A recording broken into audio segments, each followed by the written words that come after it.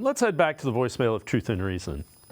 How you doing, Dave? Love the show. I just wanted to call and talk a little bit of Deshaun Watson, trying to do everything we can to make him succeed, and I understand that. But one thing that I noticed about Deshaun is that, he's not that comfortable in the pocket, and I watch other quarterbacks that, have the ability to be quote-unquote dual threat, but have the uncanny ability to slide in the pocket and throw on time. And I think that Deshaun, with his injury-prone nature, at least being in Cleveland this past season especially, we really need to try and limit his running. That's an asset of his, but first and foremost, we got to teach him to get down and stop trying to be a hero and save his body. But more importantly, getting him more comfortable on throwing on time and throwing receivers open, sliding in the pocket, not bailing out of the pocket at the first sign of pressure. And I'd just like to know your thoughts on that.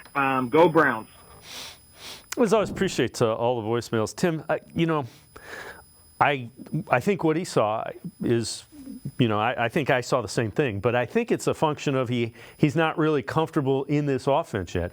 And he can't get comfortable because, it was 2 games in, 1 game out, a game in, 3 games out, back in for a game. There was no continuity or rhythm. I think he's always going to run because his legs are a weapon. But to the caller's point, yeah, you can't. You got to be available. You got to be able to play 17 games. That's what they got Deshaun Watson for.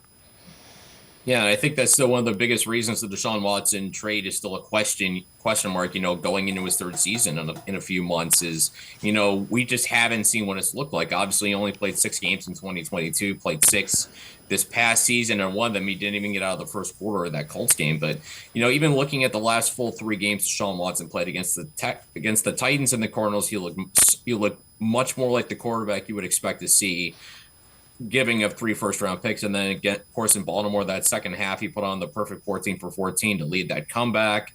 That's what you look for out of an elite quarterback. But, again, it comes down to him being able to stay healthy, him being able to protect himself. I don't think you want to take his running away because I think with great players, you want to accentuate what they do best.